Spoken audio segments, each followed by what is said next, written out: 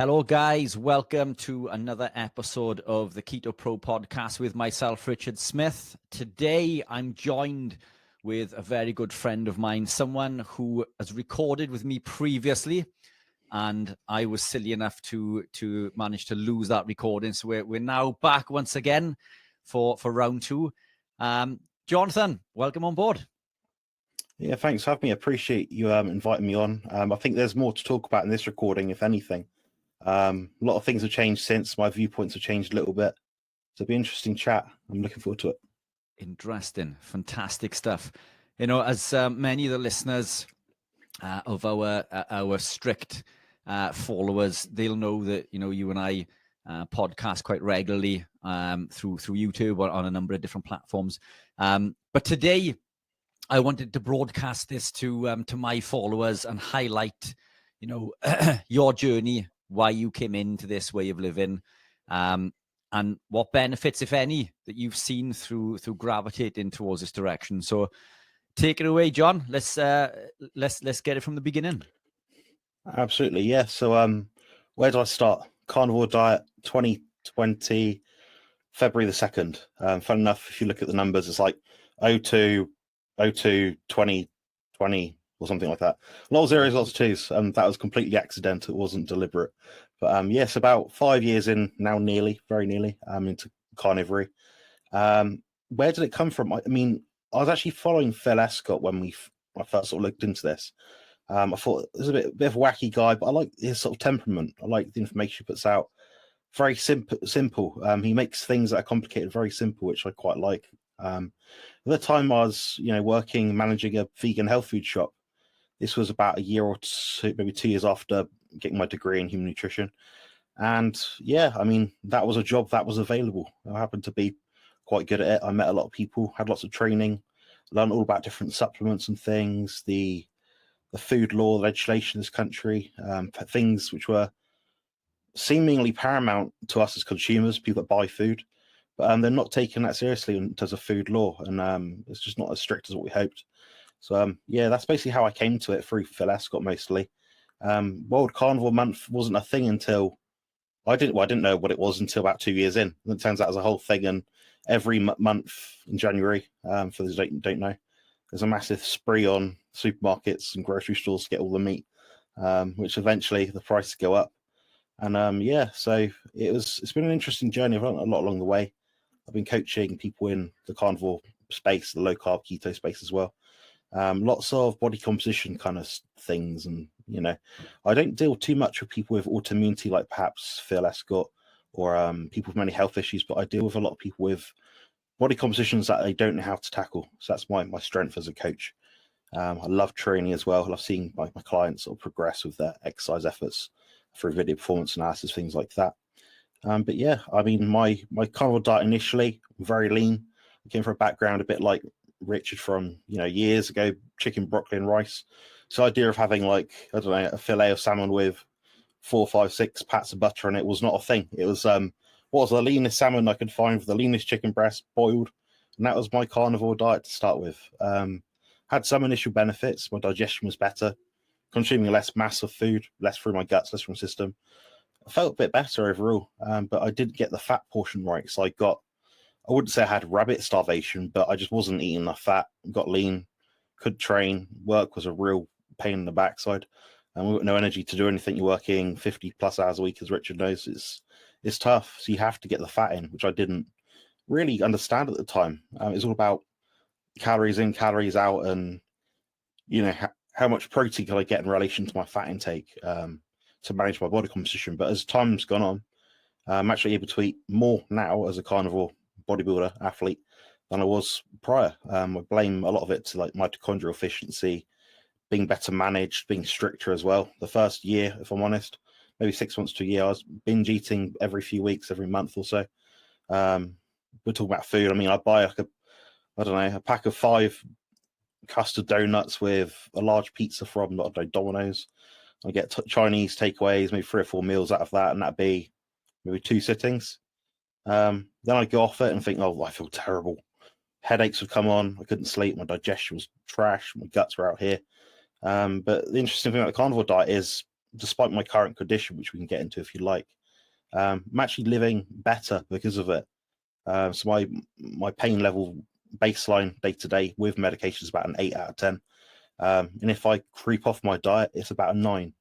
So I'm talking about like you don't want to move, and when you breathe, you feel like you're going to die, kind of pain. So that's why for me, like yourself, Rich, you don't, if you're trying to optimize your body, biohack your body and your system, you're not going to want to make these deviations. But if I do make it, I make it with the conscious mind that this is going to trash me. I'm going to be real miserable to deal with for the next few days.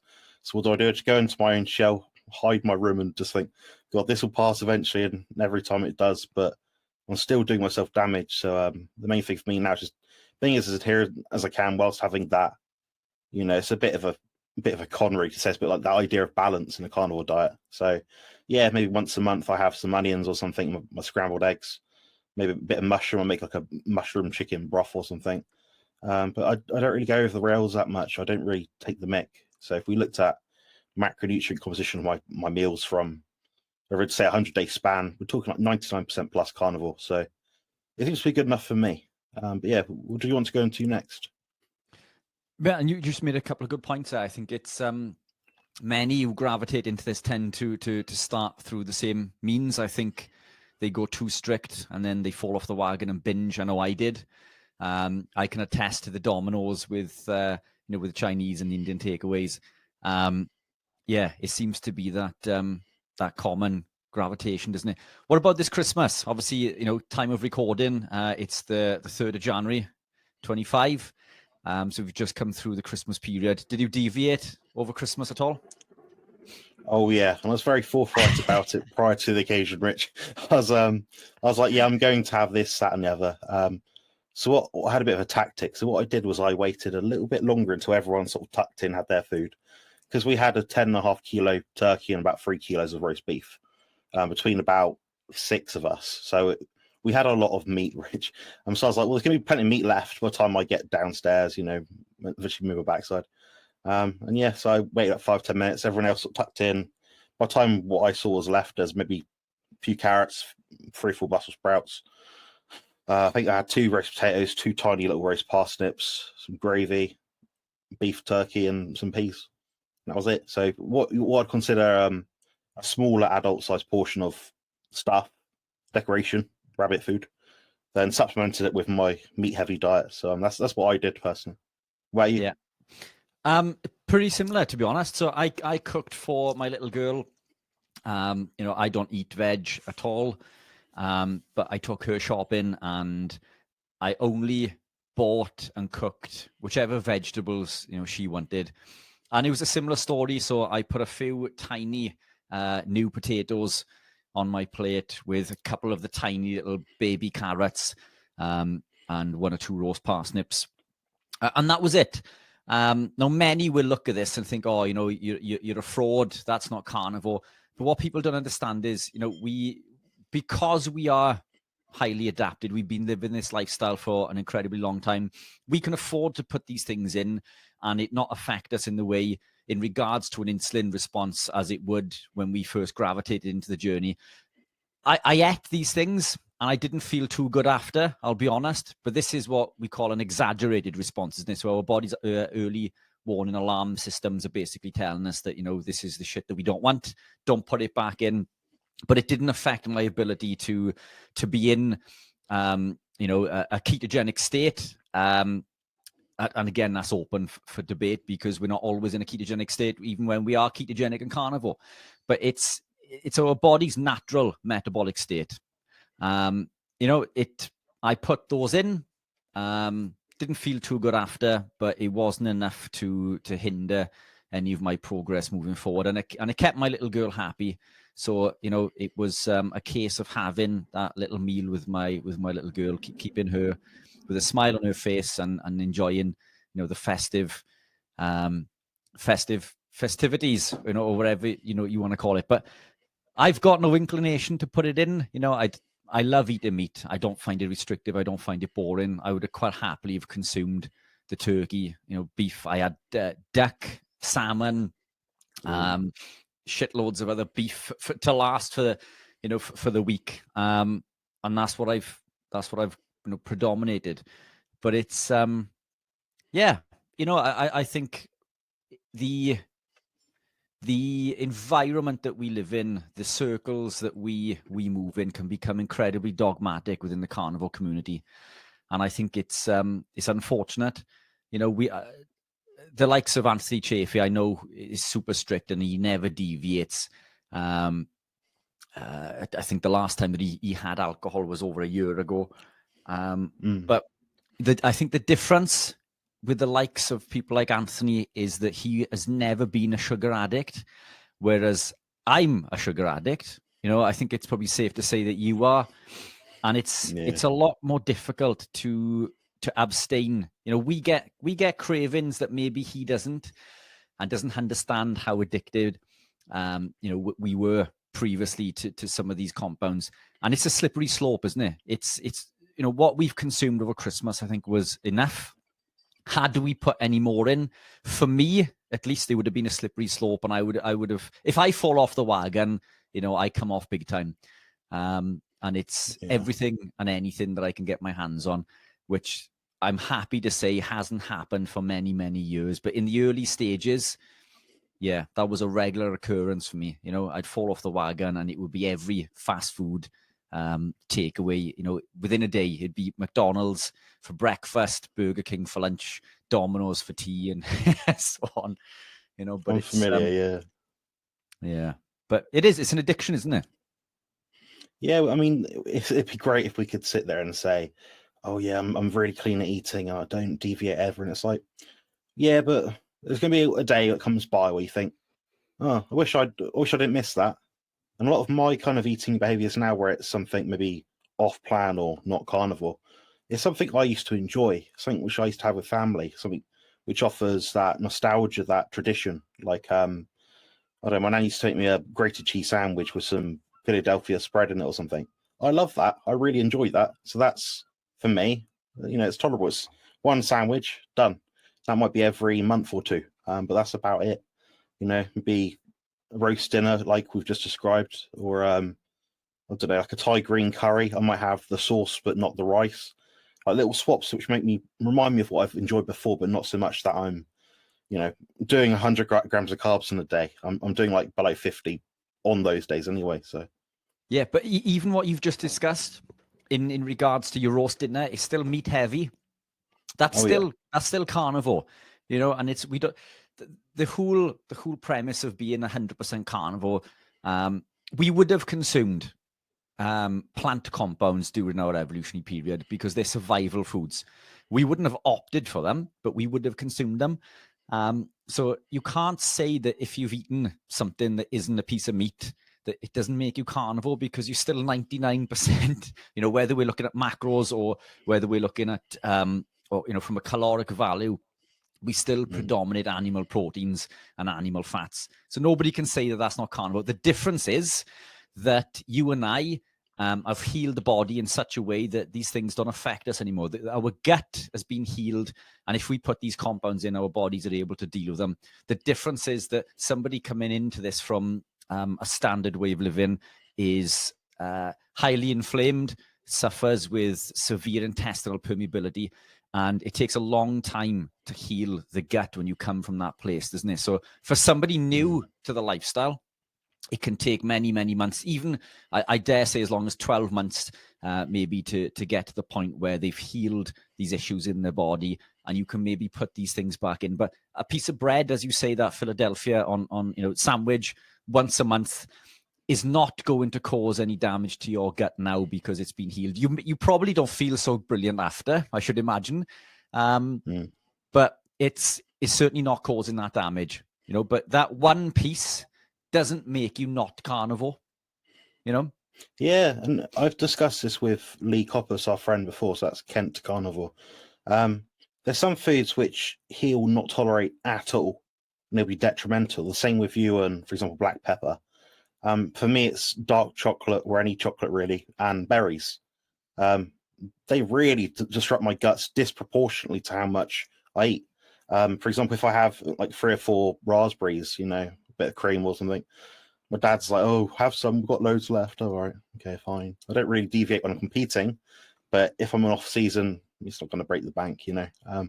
Yeah, my gut will swell up about 4 or 5 inches.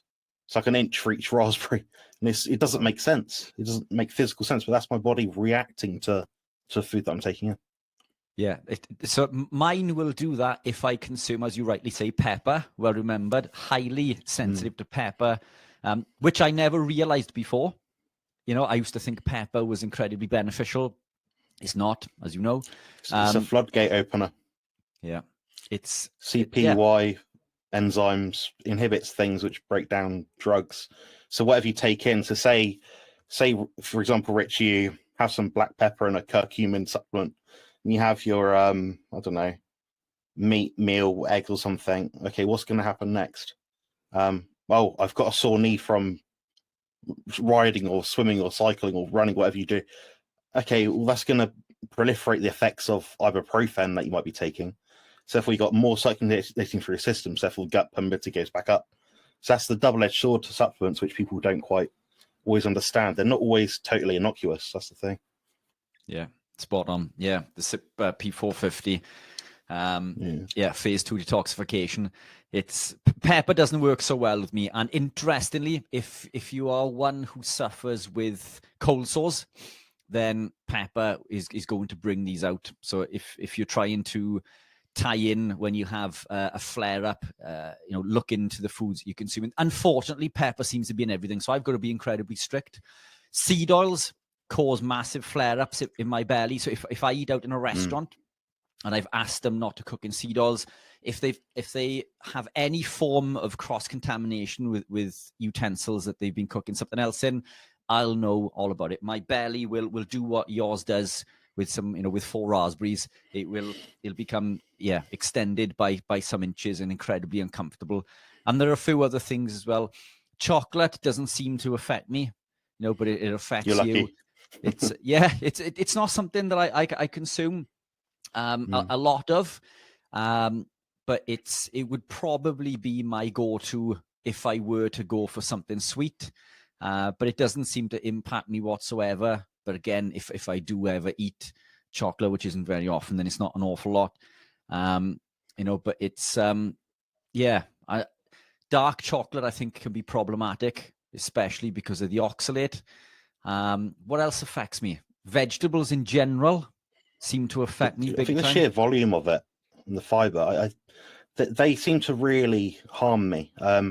For example, I'm going to say this and people are going to be like, no, that's not true. But it's one of those N=1 things. You give me a whole multi-bag of Haribo. All right, I eat the whole thing, 175 grams, something like that. It's probably bad that I remember it's that much weight. Whoops. But yeah, I used to consume loads of them after gym. I used to consume like 2 bags of gym prior to carnivore. Or I could have something like, a few blueberries, or some slightly undercooked carrots. The blueberries and carrots are going to mess me up more than Haribo.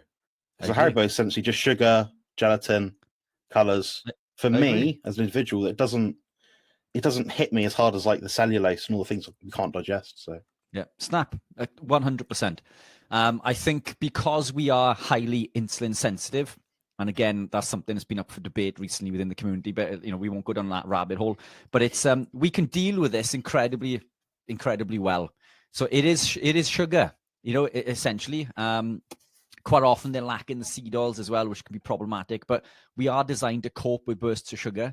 But it's the fiber. So if I consume, as you rightly say, broccoli or spinach or carrots or any plant compound for that matter, it upsets my stomach incredibly quickly, and I know all about it. But I can consume large, as we know from when we're competing and when we do our refeeds, there are certain carbs that we can put in, and it doesn't affect us at all.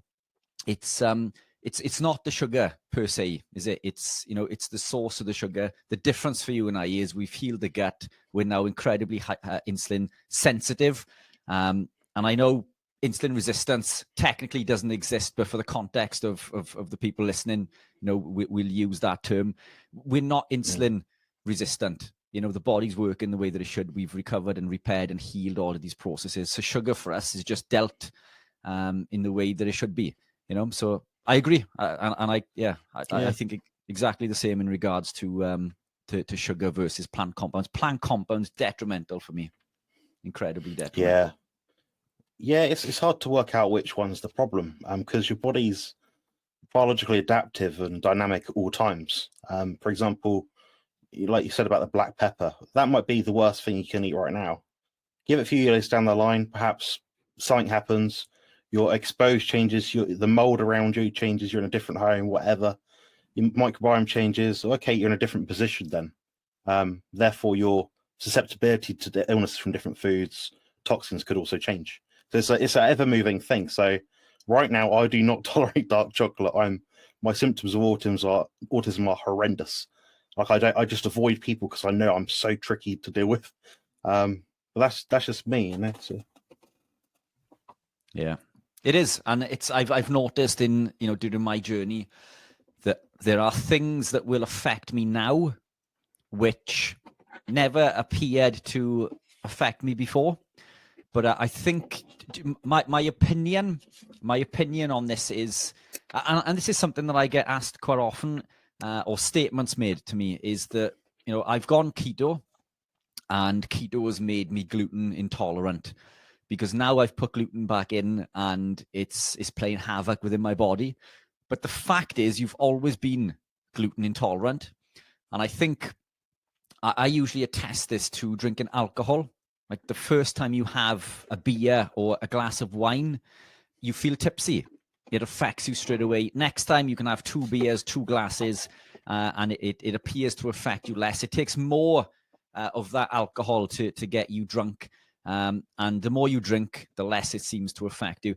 But it doesn't mean that damage isn't being caused. It's just your body's ability to recognize that damage is being diminished. And I think it's the same when it comes to these compounds, these fibrous compounds like the grains and so on and so forth. I think our body's early warning alarm systems lose their ability to recognize when we've put it in. And when we've removed them, those alarm systems become active again. And when we put them back in, the alarm bells ring. So I think it's a case of that. What do you think? Yeah, I think, it comes down to how much we want to optimize ourselves. Richard, like me, you've had different health experiences which have left you bedbound for pretty much the majority of the day. So you know what it's like to feel your baseline level maybe like a 3 out of 10. Now, you've obviously come to like a ketogenic way of eating. You've experienced the benefit. You got ripped, competed as a physique bodybuilder. Now you're doing like different Ironman, triathlete, all sorts of mega stuff. But you're trying to always inch out for that 5-10% more, which is ultimately what we're sort of craving for as athletes. Now people say, oh yeah, but it means you can't tolerate this. Well, no, but I get to live 10% better or 20% better, depending on what I'm trying to achieve that day. If my brain works 20% better, but it means that 99% of the time I can't eat donuts and Mars bars, I'm going to take it. It depends how much you suffered, So the people that I see that are strictest are the people that have suffered the most. So if they see that benefit and they want to reap every ounce of, health growth that they can. So, yeah, I agree, and I think it's a shame that it takes something like that to open your eyes. I know that for me, if I wasn't so sick, then I wouldn't be living the way that I do now. And I think this is the problem when it comes to a lot of people, especially athletes currently, that live in the way that they have up until now has allowed them to become athletes and achieve great things. So why are they going to change it? Because comparative to everybody else, they're fit and healthy, but they could be even fitter and healthier by removing certain toxic compounds. For me, it's all about the 1%, as you say, the 5 to 10%, all of these little incremental changes. I'm a sugar addict. I'm addicted to sugar. I love eating meat. I love the fat on the meat. But when I gravitated into this way of living, I was predominantly plant-based. So I was more of a plant-based ketogenic person. Yes, I've always consumed meats, but I believed that broccoli and spinach and kale were essential. So I predominated these within my lifestyle. I was fitter and healthier than I'd ever been before. But the less plant I consumed and the more animal proteins, the healthier and fitter that I became. And for me, if because I'm in pursuit of optimal health, if somebody told me spinning around 3 times and touching the floor, spinning around 3 times on one leg and touching the floor before running a race would allow me to run 1% faster, I would do it. I'd test it. If there was research to show that this was possible, I'd be doing this.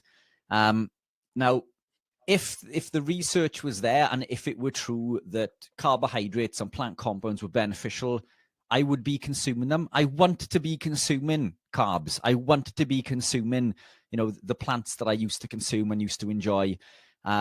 If I could find a way of eating, a large bolus of animal proteins and natural fats with my carbohydrate and thrive, that's exactly what I would be doing. But the fact is, and I've tested it for many, many years, I've tried carb loading, back feeding, front loading, whatever you want to call it. I've tried putting carbs in at all different points from different sources, every source that you can think of. And the fact is that I've never felt better than when I've completely removed them and all plant compounds. I wish that I could find the means to put them in, but the fact is that I genuinely believe that they're not beneficial at all. It's certainly for me, at least. For sure, yeah. I mean, Richard's, for anyone listening, Richard's as much of a health advocate, biohacking athlete kind of guy as I am. You track all your things like me. You probably measure your sleep and all sorts of bizarre, wonderful things. How you feel each day, what your body's doing.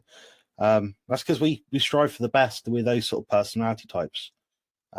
We sort of try to encourage people to be the same, because we consult with lots of people that are constantly ill, and you're like, God, if you just 10% more adherent, you just did this, and they probably get all the benefit. But it's interesting you said about training and exercise performance. My experience has been exactly the same. So, like yourself, I ran the experiment. What's the optimal carnivore diet, or mixed balanced diet with some innocuous vegetables and some fruit that are low in fiber, apparently with honey and meat and horse salad, stuff. So I tried it and I was like, well, I don't think it's going to be helpful, but I'm going to pay my due diligence and actually do the experiment myself, so I know, the off chance that I'm missing out on something.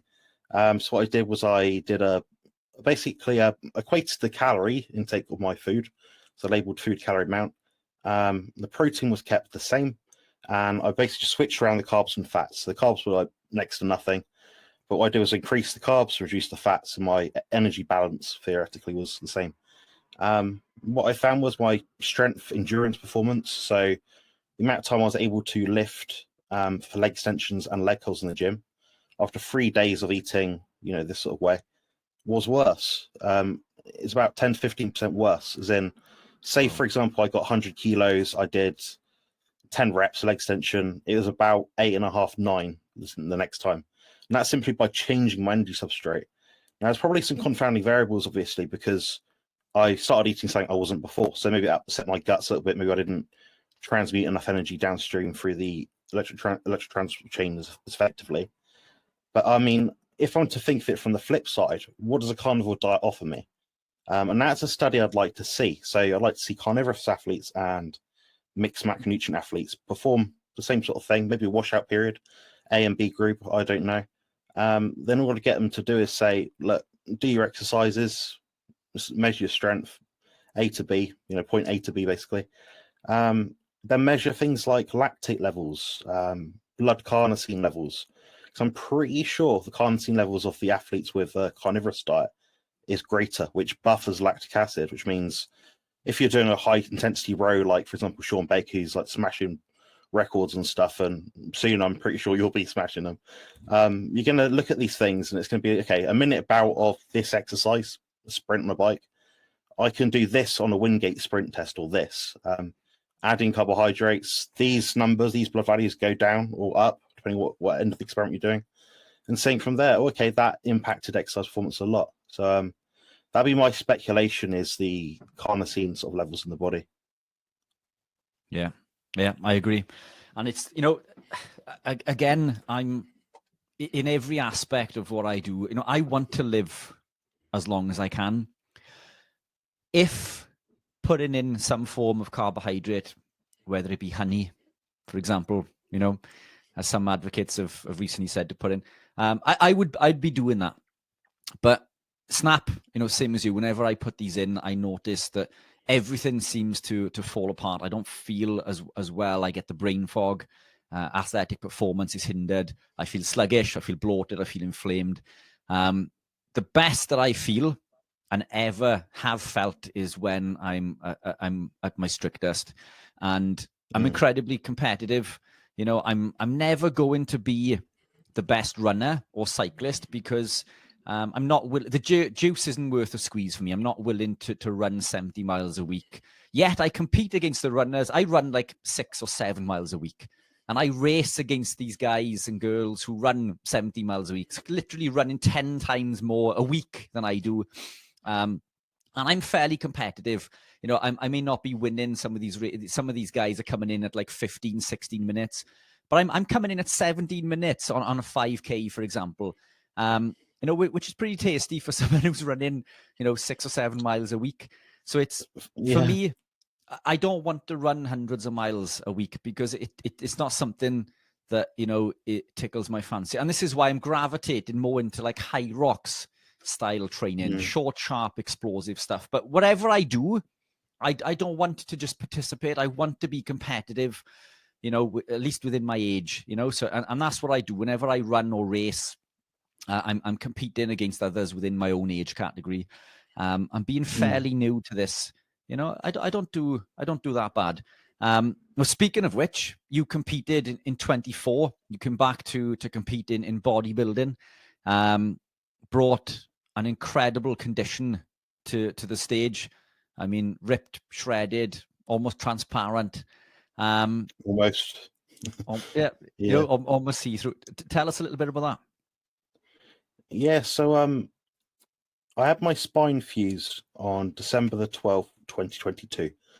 And the moment I was able to stand up after surgery, which is the next day, something like that, with crutches and bottles of blood attached to me and all sorts of rods up my backside and, the whole works. I looked like I just come out, I was like Neo coming out from the Matrix where he got stuck in that chamber, I looked a bit like that, honestly, a bit less gooey, but yeah. Anyway, so I was like, God, what is the biggest challenge I could do right now? A few things that came across my mind. I'm good. I was good at sprinting, was good at swimming, sports in general.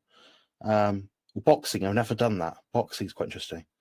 But my brother did boxing, and that was his thing. You don't want to walk in someone else's shadow. You want to have your own journey and not just copy someone else. So my actually, this is going to sound very arrogant, but my biggest fear was I was going to compete in about a year and a half from then, do a box competition and absolutely smash it. Because my brother didn't win it because he unfortunately got forfeited from it from no fault of his own. And I was like, well, if I do that, that's going to really bug him because he didn't do that. I was like, what else would you? I enjoy bodybuilding. I love competing, go to the gym. I'll go to the gym for as long as my body lets me. I love it. I can either sit here, and swallow in pain, or I can go to the gym and be in a bit less pain from the endorphins for an hour, 3 times a week, something like that. So it's an easy decision. So immediately I was like, okay, I'm going to do a competition. This time I'm going to be stricter than ever, much better managed. So getting regular blood testing, speaking to people like yourself, Stephen, Phil, Bart K, anyone in my space which is like does have expertise in health, exercise performance, some kind. So I had all this sort of support and backing, so I could ask people questions. I'm dealing with this. What do I do? Also got a coach who was managing my diet and training and a drug protocol at the time. Yes, guys, most bodybuilders do use drugs. The difference is I'm not afraid to admit it. And it's they're different. Natty versus enhanced, I'll just briefly say they're both very difficult, but they're both very difficult for different reasons. The challenge you face is either end of the spectrum are very individual. They're both hard, so I don't poo-poo anyone that is enhanced or natural. Doesn't make a difference to me. But yeah, so I got into shape, and it was the easiest contest prep I ever had because I kept my body healthy. I was doing all the biohacks, the red light therapy behind me. I was tracking my metrics. What's my sleep like? Digestion like? Is my meal size too big? Do I need to be more intuitive? Do I need to push my first meal further back or further forward? Every part of my day was micromanaged to ensure that I had the best possible experience, which means your mindset's going into it is going to be better because you've ticked all those boxes, no stone unturned sort of thing. So yeah, I got through the first competition. I had very lights out conditioning for that. And at a height of just shy of 6'1", I competed at 90.7 kilograms. And about 4 or 5 months later, which is a long time to wait for the next show. So that was the qualifier. The next one was the finals. I competed at 93.7 kilos. So I gained 3 kilos of muscle in that time in a deficit. And my drug use, I know this isn't like a health advocacy kind of thing. I don't suggest anyone use them, not medical advice either, but it's about 1/3 less than what it was before, because I kept myself in good nick. So I was using supplements to enhance my glutathione levels, my antioxidant status, B complex, magnesium. The thing about bodybuilding at the level that Richard and I've taken it to in terms of like physical conditioning, ripness, leanness, is a lot of things start to fall apart as you get lean, whether you're natural or enhanced. So you have to slot in things, whether it be a diet, biohack, an intervention to help improve that bottleneck that I consider to be recovery, basically. So how do I recover better? How do I train harder? How do I get leaner? How do I minimize the impact on my body whilst doing that? So my step count was always kept between 4,000 and 5,000 per day, which is not a lot for anyone, but for me, it's a lot. I have to actively seek out that much step count. I'm largely sedentary. So what I use as the lever for fat loss was mostly 95% was diet. What I did was effectively not quite protein sparing modified fast, but it was basically very high protein, next to no carbs, maybe 20, 30 grams a day. And something like, I think the lowest we got to was 150 grams of fat.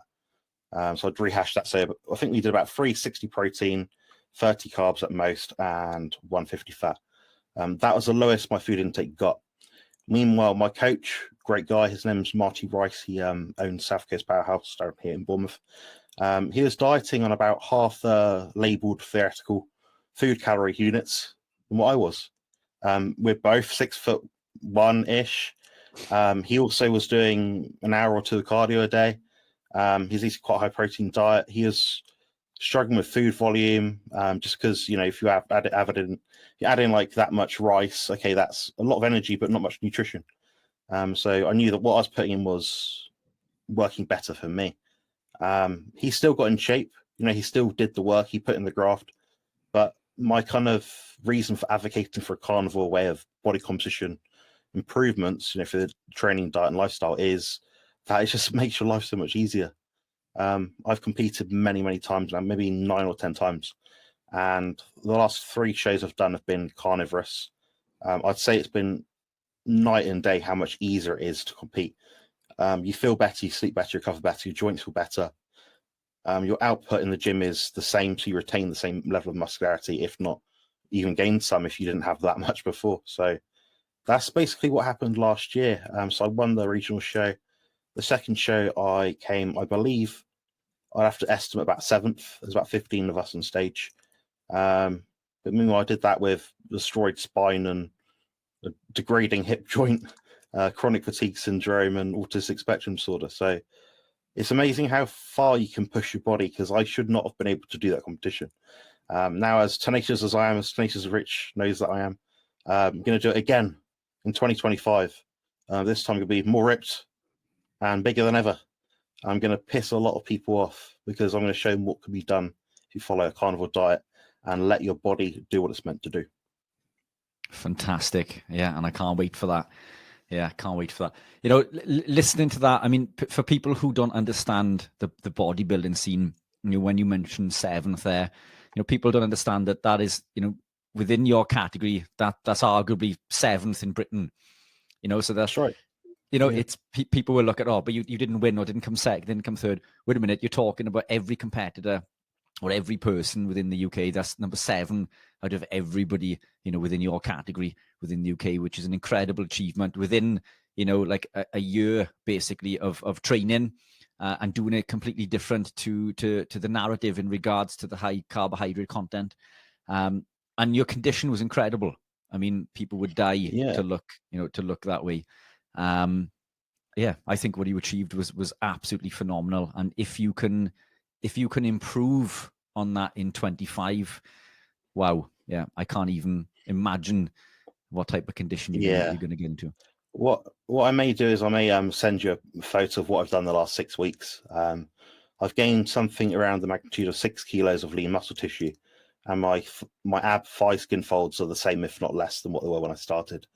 So it's going to be a much bigger physique next year. My issue, my bottleneck, is that it's a lot of food. Gaining when you're already a big, heavy guy, as I'm sure you know when you compete back in the day, it becomes a lot of food on a carnivore diet because you're so satiated. So it's, I'd say a carnivore diet lends itself more beneficially towards getting lean. But I think when it comes to pushing the envelope to get from, say, where I am, I say midweight in terms of my category, to get to the next level, so an open bodybuilder, it would be very hard. Not because there's a deficiency in the carnivore diet, but I think because when you're adding carbohydrates to the diet, you end up increasing the amount of food you can eat so you can continue to gain more weight. And, you know, you say weight, yeah, it is muscle, but it's a lot of fat as well. So it all has to come off in the end. So I'm thinking now where I'm at with my health, my joints, things like that. I'm not trying to gain 20 kilos in the off season. I'm trying to gain pure lean muscle tissue every week. And I've looked at studies of what's achievable. So I've set my tracker. These are my goal posts for each week, and I've met them every single week so far. So I'm very excited, honestly. Fantastic. And that's the difference. You know, it's anybody can gain weight. And this whole premise of being like in the off season with, you know, there's a saying, isn't it, within the bodybuilding community when bulking, you know, if it's not nailed down, eat it. And I don't agree, because it's incredibly easy to gain the wrong type of weight. And as you say, you've got to put your body through a lot of stress. You've got to wait for that skin to tighten as you go through that process of cutting. But doing it your way, you build the lean mass without having to gain, you know, excess body fat. Interesting. What would you say is the maximum that the body is capable of building in regards to lean muscle each month? Each month, that's a good question. Yeah, so I'd say someone in my position, an advanced lifter, an advanced performance enhancing drug user, I guess you might say. I'm happy to be open about it. I just don't talk about drugs in terms of dosages, because people will ask, and I'll get an 18-year-old come to my channel and ask me and do the wrong thing, basically. And they don't realize it's the cherry on top. It's not the foundation of what I'm trying to achieve. I'd say it probably is somewhere around about 400 to 800 grams per month as an enhanced athlete. And of course, as you get bigger, close towards your endpoint in terms of maximum muscularity, it's going to diminish. You're not going to get that same 800 grams. If I had to sort of really guess from what I've seen, the most I've seen anyone gain muscle naturally is about 200 grams per month, so about half a pound a month. So what we find in recent studies, recent literature, is we don't need to be adding in 10, 20% surplus of food to gain muscle. We're looking at maybe 5%, maybe. What's interesting about my diet, my way of eating, is I've not had to really deviate that much. So I started off with my macros being, I believe, 350 protein, 20 carbs, and I believe at 175 fat. That landed me at something like 96 kilos, 98 kilos, something like that. Now I'm doing 330 protein, or 340, I think 340, 20 carbs, and 240 fat. So I've increased my fat intake by, I don't know, 75 grams or 65 grams, something like that. And I've also reduced my protein intake. Now people say, oh, if you're trying to get bigger, you've gained muscle and you've reduced your protein, why do you do that? Well, to make room for the fat, if I'm honest. I'm really pushing the boundaries in terms of how much a human can eat. So I'm making like butter bites, and say I've got a fatty 80-20 percentage lean fat ground beef burger. I'll then drench that in patties of fat like butter. And like you, I have the fatty bits. I don't leave anything behind. Nothing gets wasted in my house at all. That's been my experience. Yeah, you don't need to eat massive amounts of food. So people out there saying, oh, Jonathan weighs about 102 kilograms. He's 6'1". Oh, I'm about 98. Yeah, but are you walking around right now at about 5-6% body fat? Probably not. And are you carrying extra weight from the exogenous carbohydrates? Probably, yeah. So you have to be realistic with your goals. And what I suggest people will do, because also I've blurted out a lot of information there about how much and what's possible in a time frame. I'd say looking at there's two websites or places I'd research online. So one is, I believe, Casey Butt's Max Natural Potential Formula. it'll basically create an indices of how much muscle you can gain, and it'll be like, okay, if you're this weight, this height, whatever stats, maybe you're like 90% of the way there. And obviously, when you get 1%, that's when we look at like Micah Hearn or something. You know, that last part, you know, the elite tier genetics of whether it is or isn't natural. But yes, besides the point. But yeah, then there's another one which is called ffmi.org or something like that. That's another calculator. Basically, it works out your fat-free mass index. It'll again provide you a scale. You can say, I'm in the middle of the scale. If you're middle of the scale, average, trying to gain muscle, you can say, okay, over 3 or 4 years, maybe I'll gain 3 kilos, something like that. Very attainable. But it comes down to getting in the gym, being disciplined, and not thinking in terms of like 1 week blocks. Think of the bigger picture. You know, if you're making no gains for a month, then the next month you make a double amount of gains, what doesn't matter? You've still achieved what you want to achieve within a set period of time. So setting realistic goals is very important. And obviously, you're not going to stick at it very long. You're going to get fed up and think, why am I not improving? And that's why I suggest speaking to people like myself or Rich here to guide you along the way. You know, we do provide resources.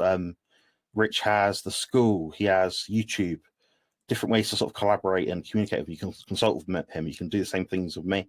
I think you're looking at producing more content down the line for different kind of niches as well. So the information is out there. You just have to find it and spot people that want to get you towards your endpoint, your results. There's a lot of people out there that kind of suck you into this idea of like changing routines all the time, and your body doesn't guess, or no guesses or randomness. It just knows that was hard, that wasn't hard. So I think people need to adopt a plan, run the experiment, like we say about health. You know, add something in. Did it help? No. Okay, pie it off. Maybe give it another week. Give it a bit of a chance. Did it work? No. We'll change it. You know, that's how all things should be. So adopt the same sort of habits you apply towards managing your health journey, your diet journey, with your training journey as well. You'll find there's some interesting overlap.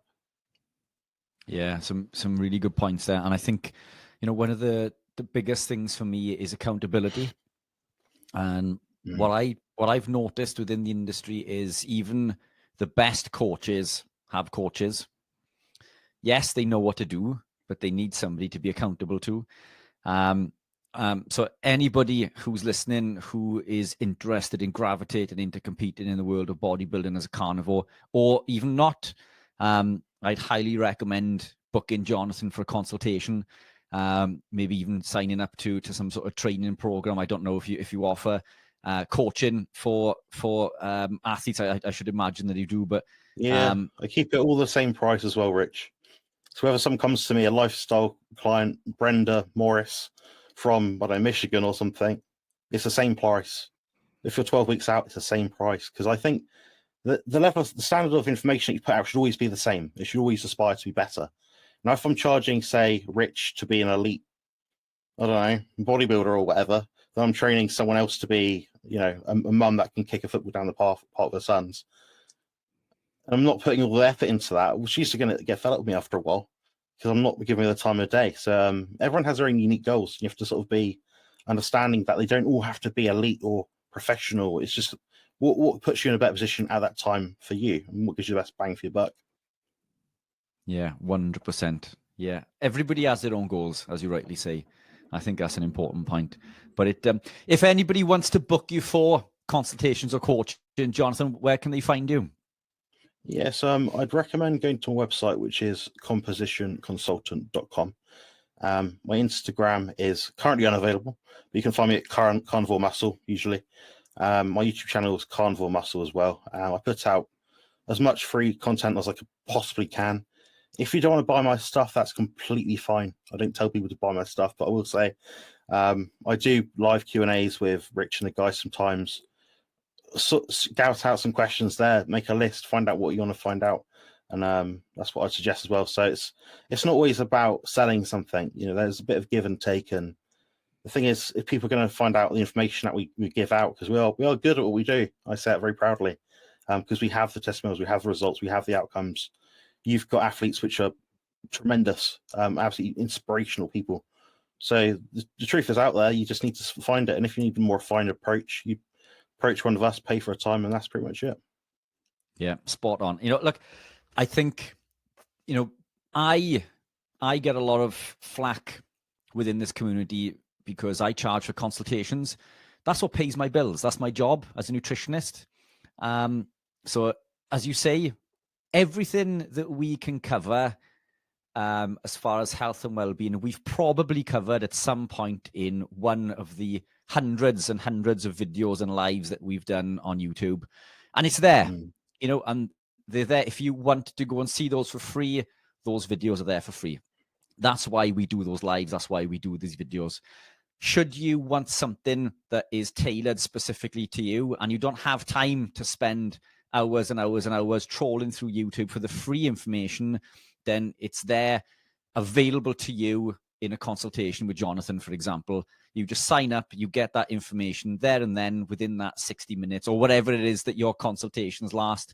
And I think that's the difference. It's that tailored approach to that person as an individual. Because you and I we'll speak with this person, we'll look into the information that they've provided, and we will formulate a plan based on that person as an individual there and then within that moment. And that's the difference. The information is out there. Everything that we can teach you in a consultation is there in some live or, you know, podcast that we've done previously. But the beauty of the consultation is it's one-to-one. You get to ask your questions. You get in-depth answers tailored to you as an individual, which to me, you know, is priceless. And this is why I love doing the lives with, you know, the likes of yourself and Stephen and Phil and Ben and everyone else that we do these podcasts with, because I learn, you know, every time we chat, I learn something new. And I think that's important because it's, you know, we're in this environment in which the evidence and the science is constantly evolving. Nobody knows all the answers. And collectively, we're all our own experiments, and we bring these together and we can learn from each other. And we do. You know, the advice that we put out, I think, is quite literally life-changing. So highly recommend booking a consultation with Jonathan on anything health-related. But your forte, I believe, is athletic performance and bodybuilding. Mostly, yeah, just because it's what I've done. It's funny, though, because, I mean, it sounds very obvious, but if you think between me, Rich, Coach Stephen, Phil, Ben, I don't know, who else, Alan, Reeves, I'm missing someone. Well, Lee's not a coach, but if you think between all of us, I've worked with, I've just checked, probably 600 carnivores, something like that.